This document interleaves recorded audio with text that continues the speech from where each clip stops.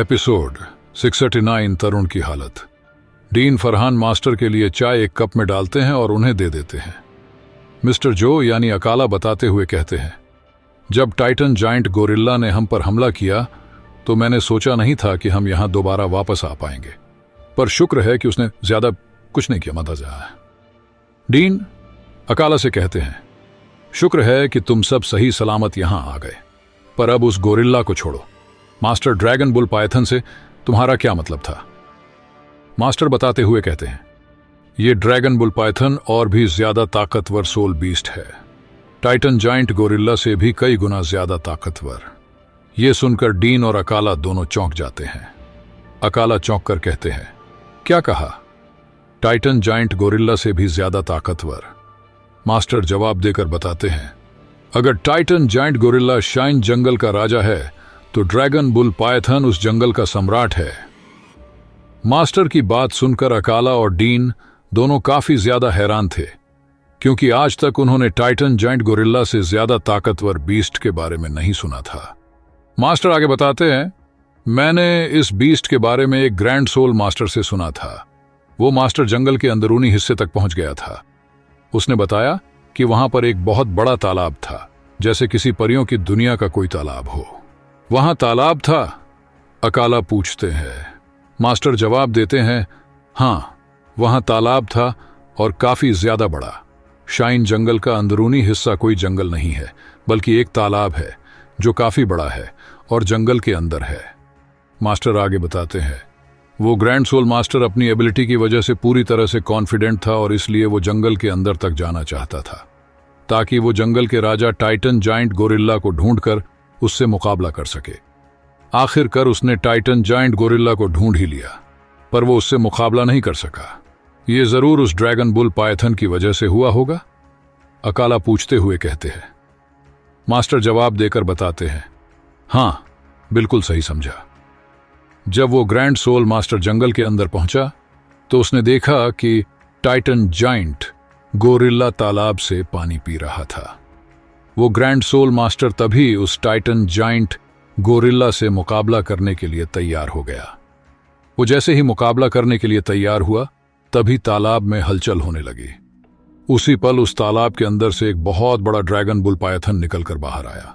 एक अनजाने अचानक से आए प्रेशर ने ग्रैंड सोल मास्टर को हिलने भी नहीं दिया। सबसे डरावना वो ड्रैगन बुल पायथन है जो इंसानी भाषा को अच्छे से जानता और बोलता है। मास्टर आगे बताते हैं, वो ड्रैगन बुल पायथन उस ग्रैंड सोल मास्टर से कहता है कि तुम यहां कल्टीवेट नहीं कर सकते, तो अच्छा रहेगा कि तुम यहां से चले जाओ। ग्रैंड सोल मास्टर की भी उसके सामने हालत खराब हो गई थी। ऐसा है वो दानव ड्रैगन बुल पायथन। मास्टर आगे डीन और अकाला से पूछते हुए कहते हैं, क्या तुम जानते हो कि टाइटन जाइंट गोरिल्ला उस ड्रैगन बुल पायथन के सामने कैसे रिएक्ट करता है? डीन जवाब देते हुए पूछते हैं, आखिर हमें कैसे पता होगा? तुम ही बता दो। मास्टर बताते हैं, टाइटन जाइंट गोरिल्ला उस ड्रैगन बुल पायथन के सामने अपना सिर झुकाकर ऐसे खड़ा हो जाता है जैसे कोई बच्चा अपनी सजा पाते हुए खड़ा हो गया हो। यह सुनकर डीन और अकाला की आंखें फटी की फटी रह जाती हैं। डीन अकाला से कहते हैं, ऐसा लगता है कि तुम इस समय कुछ ज्यादा ही खुशकिस्मत थे। अकाला यह सुनकर कहते हैं, इसके लिए हमें तरुण का शुक्रिया करना चाहिए। स्कूल के बाहर जंगल में कुछ पेड़ों पर किसी चीज के वार करने के निशान लगे हुए थे। वही पास ही में तरुण जमीन पर बेहोश पड़ा हुआ था और उसकी पीठ से उसकी मकड़ी वाली टांगे निकली हुई थी। अब धीरे धीरे वो टांगे वापस से तरुण के शरीर के अंदर घुसने लगती है और उनके पूरी तरह से वापस घुसने के बाद तरुण को वापस से होश आने लगता है। तरुण की आंखें खुलती हैं और वो खड़ा होने की कोशिश करता है। हालांकि वो पूरी तरह से खड़ा तो हो जाता है, पर इसमें उसे अपने शरीर में काफी दर्द महसूस होता है। तरुण खड़ा होकर अपने सिर को पकड़कर कहता है, आखिर मुझे ये हो क्या गया था और मेरा सिर दर्द क्यों करा रहा है? तभी तरुण की नजर एक पेड़ पर पड़ती है, जिस पेड़ पर किसी चीज के वार करने के निशान थे और वहां झर भी लगा हुआ था, जो कि उस चीज के वार करने के साथ पेड़ पर लगा था। मास्टर, डीन और अकाला तीनों अब भी वहीं बैठे हुए थे। मास्टर बताते हुए कहते हैं, मैंने इन सभी बच्चों की डिटेल पढ़ी है। उस फूड ब्रांच वाले बच्चे को इस बार कौन सी सोल रिंग प्राप्त हुई है? अकाला, अकाला इससे पहले मास्टर को कुछ बताते तभी डीन मास्टर से कहते हैं, तुम काम करने के लिए रुक नहीं सकते? मास्टर जवाब देते हैं, अब जब मैंने वादा किया ही है तो अब मैं पूरी तरफ से अपना बेस्ट ही दूंगा, पर तुम अपने वादे के बारे में मत भूल जाना। मास्टर का जवाब सुनकर डीन बिल्कुल चुपचाप बैठ जाते हैं।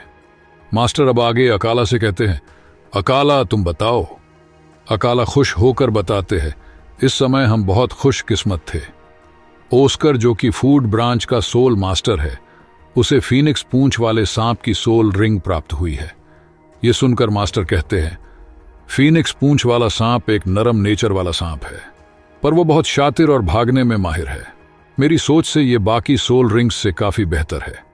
अगर मैं गलत नहीं हूं तो इस सांप की सोल रिंग की स्किल स्पीड होगी। ये सुनकर अकाला जवाब देते हैं, आपने बिल्कुल सही समझा। ओस्कर की तीसरी सोल स्किल एक मशरूम के जैसी सॉसेज है। उसे खाने के बाद वो फीनिक्स पूंछ वाले सांप की स्पीड जैसे तेज उड़ सकता है, वो भी पूरे 1 मिनट तक। अकाला के मुंह से ये सुनकर मास्टर चौंक जाते हैं और कहते हैं, क्या वो उतनी स्पीड में पूरे 1 मिनट तक उड़ सकता है? अकाला जवाब देते हैं, हाँ बिल्कुल। मास्टर ओस्कर की तारीफ करते हुए कहते हैं, इस बच्चे का हुनर तो काफी बेमिसाल है। ये सुनकर डीन बताते हुए कहते हैं, हमारा शाइन स्कूल बस केवल दानवों को ही स्वीकारता है। बुरी बात है कि ये हमारा लास्ट बैच है, पर हम खुशकिस्मत हैं कि तुम हमारी मदद कर रहे हो। हम जितने लंबे समय तक साथ काम करेंगे, इन बच्चों को उतने अच्छे से ही तैयार कर पाएंगे। आने वाले 10 सालों में शाइन स्कूल के सोल मास्टर्स की वजह से दुनिया कांपे करेगी। मैं तरुण के लिए यहां पर हूं, अपना वादा मत भूलना, मास्टर डीन से कहते हैं। डीन जवाब देकर कहता है, तुम आराम से रहो, मैं आश्वासन देता हूं। हम कई सालों से भाई हैं, मैंने अपना वादा कब तोड़ा है? सिवाय इसके हमें अभी तरुण के लिए इंतजार करना होगा, ताकि वो लेवल 40 कर पहुंच सके और अपने चौथे बीस्ट हंट के लिए तैयार हो सके। मास्टर ये सुनकर चौंक जाते हैं और पूछते हुए कहते हैं, तुम कह रहे हो कि तरुण लेवल 30 पर पहुंच गया है? इस पर डीन मुस्कुराते हुए हां में अपनी गर्दन हिला देते हैं। मास्टर आगे अपने सामने पड़े तरुण के पिता द्वारा दिए बैज को देखते हुए कहते हैं, मुझे भरोसा है कि एक दिन तरुण भविष्य में इस टोकन के ओनर को सरपास कर देगा। तरुण अपने साथियों के पास आ गया था और वो सभी स्कूल के अंदर एक डोर्म के पास बैठे हुए थे। तभी तरुण की नजर उनकी तरफ आते 3 आदमियों की तरफ जाती है। वो 3 आदमी और कोई नहीं बल्कि डीन, मास्टर और अकाला यानी मिस्टर जो थे। मास्टर को देखकर तरुण खुश हो जाता है और वहां से कूदकर तेजी से उनकी तरफ भागता है। जिया की नजर भी उस तरफ जाती है और वो भी तेजी से सीढ़ियों से उतरने लगती है, पर वहां मोहित सीढ़ियों पर बैठा हुआ था। जिया मोहित के कांधे पर हाथ रखकर गुलाटी मारकर वहां से कूद जाती है। मोहित जिया के हाथ रखकर उछलने से डगमगा जाता है और अपने पास बैठे ऑस्कर को भी लेकर नीचे की तरफ गिर जाता है। तरुण मास्टर के पास पहुंच जाता है और खुश होकर कहता है, मास्टर आप यहां आ गए। तरुण के पीछे पीछे जिया भी वहां आ जाती है और मास्टर को हेलो करते हुए कहती है, हेलो मास्टर। मास्टर उन दोनों को देखकर खुश हो जाते हैं और तरुण के कंधे पर हाथ रखकर कहते हैं, सबसे पहले अपनी टीम के पास वापस जाओ। जैसा आप कहें मास्टर, तरुण जवाब देता है। तरुण जिया से कहता है, चलो जिया। इतना कहकर तरुण जिया के साथ वहां से दौड़कर अपने बाकी साथियों के पास वापस जाने लगता है और मास्टर डीन और अकाला यानी मिस्टर जो के साथ उनके पीछे आने लगते हैं। मोहित बेचारा अपनी कमर पर हाथ लगाए खड़ा होता है और कहता है, ये जिया पक्का मुझे मारकर ही दम लेगी। इस पर ओस्कर उसे चिढ़ाते हुए कहता है, और तू मुझे मारकर दम लेगा। अब चाल ज्यादा नाटक मत कर, इतनी भी ऊंचाई से नहीं गिरा। एपिसोड 70। मोहित को डंक लग गया। तरुण और जिया भी अब अपने सभी साथियों के पास आ जाते हैं और उनके साथ खड़े हो जाते हैं। मोहित अपनी कमर पर हाथ लगाए उनके पास आ जाता है और तरुण से धीरे से पूछता है, तरुण ये अंकल कौन है? तरुण जवाब देकर बताता है, यही मेरे टीचर है। ऑस्कर झट से कहता है, ये तुम्हारे टीचर हैं? तभी धनुष तरुण के करीब आकर पूछते हुए कहता है, क्या ये वही टीचर है जिनके बारे में तुम हमेशा बताते रहते हो, जो सब कुछ जानते हैं? तरुण ये सुनकर मुस्कुराकर हां में अपनी गर्दन हिला देता है।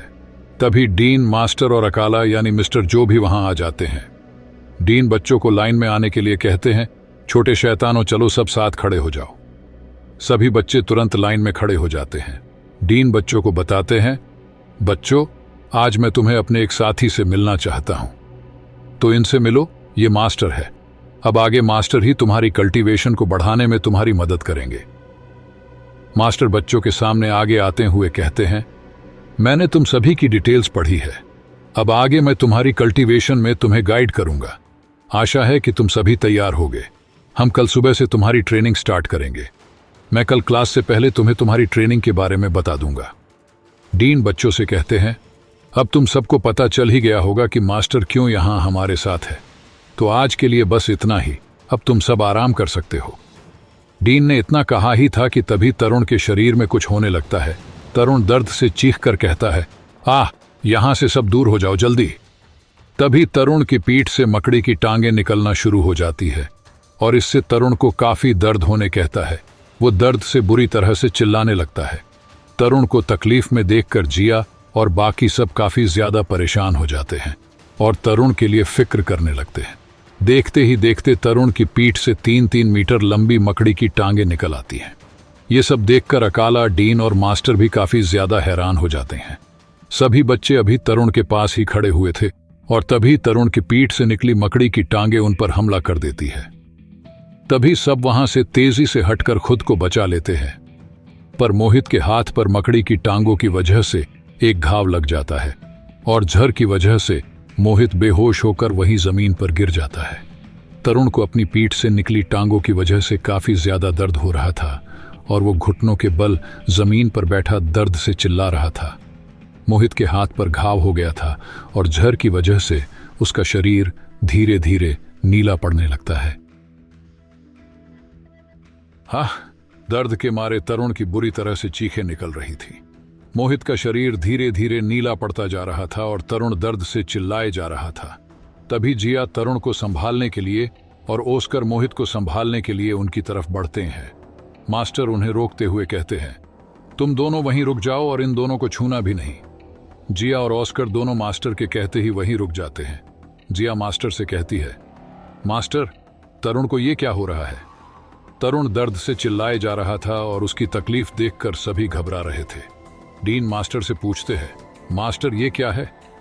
मास्टर अभी डीन को कुछ भी नहीं बताते और उनसे कहते हैं, तुम जल्दी से मोहित को यहां से घर ले जाओ। डीन इतना सुनकर मोहित के पास जाकर उसे गोद में उठाते हैं और उड़ाकर वहां से ले जाते हैं।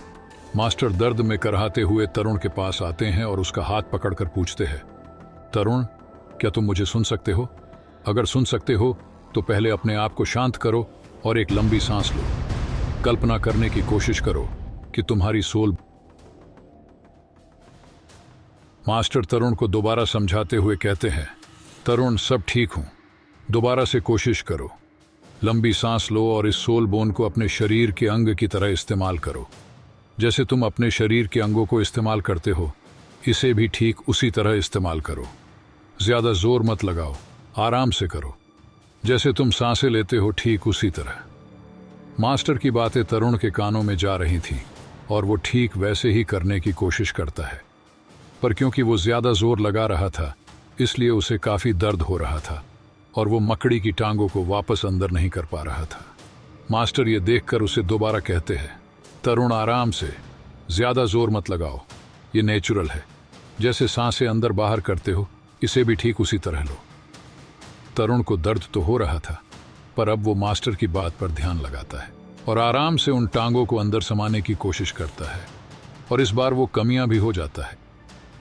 वो मकड़ी की टांगें धीरे धीरे उसके शरीर के अंदर समा जाती है और तभी तरुण बेहोश होकर जमीन पर गिर जाता है। सब तरुण को संभालते हैं, पर वो बेहोश हो चुका था। जिया फिक्र करते हुए मास्टर से पूछती है, मास्टर, तरुण ठीक तो है ना? मास्टर जिया को शांत करते हुए कहते हैं, तुम फिक्र मत करो जिया, तरुण ठीक है, बस उसे अभी थोड़ा आराम करने दो। इतना कहकर मास्टर डीन को इशारा करते हैं और डीन तरुण को गोद में उठाकर घर के अंदर ले जाता है। तभी तरुण को होश आने लगता है और ये देखकर मास्टर डीन को रोक देते हैं। वो तरुण को सीढ़ियों पर बैठा देते हैं। तरुण अपना सिर पकड़ते हुए कहता है, मास्टर, मोहित कहाँ है? मास्टर तरुण के पास आते हैं और उसे सहारा देकर उठाते हैं और अपने साथ कमरे में अंदर ले जाते हैं। जहां मोहित को लेटाया हुआ था। मास्टर तरुण को अंदर ले जाकर अंदर से कमरे में दरवाजा बंद कर देते हैं, जिससे कोई अंदर ना आए। डीन, अकाला और बाकी सभी बच्चे बाहर खड़े होकर इंतजार करने लगते हैं। मास्टर तरुण से कहते हैं, तरुण जल्दी से मोहित के शरीर में से जहर निकाल दो। यह सुनकर तरुण मास्टर से पूछता है, मास्टर क्या मैं ये कर पाऊंगा? मास्टर उसे समझाते हुए कहते हैं, तुम अपनी चेतना के अनुसार सोल बोन को हटा सकते हो। अपने आप पर भरोसा रखो, तुम ये कर सकते हो।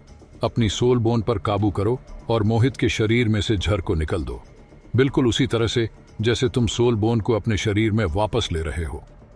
तरुण डरते हुए कहता है, पर अगर। तरुण ने इतना ही कहा था कि तभी मास्टर उसे टोकते हुए कहते हैं, किसी और चीज के बारे में मत सोचो, बस ये सोचो कि ये सोल बोन तुम्हारे शरीर का ही एक हिस्सा है और तुम्हें अपने दोस्त के शरीर में से जहर को निकालना है। भरोसा करो, तुम कर लोगे। अब जल्दी से मोहित के शरीर में से जहर को वापस निकाल दो। पर तरुण ने इतना ही कहा था कि तभी मास्टर उसे दोबारा टोकते हुए कहते हैं, ज्यादा कुछ मत सोचो तरुण, काफी देर हो चुकी है और अगर एक बार जहर मोहित के दिल तक पहुंच गया तो फिर इस सब के लिए काफी देर हो जाएगी। तरुण मास्टर की बात सुनकर मोहित की तरफ देखता है और फिर उसके उस हाथ की तरफ देखता है और जहर की वजह से नीला हो चुका था। तरुण अब ध्यान लगाता है और अपनी सोल बोन का इस्तेमाल करके पीठ से मकड़ी की टांगे निकालना शुरू कर देता है। ऑस्कर बाहर से खिड़की में से अंदर झांकने की कोशिश करता है और फिर से तरुण की पीठ में से मकड़ी की टांगे देखकर डर जाता है और वहां से हट जाता है।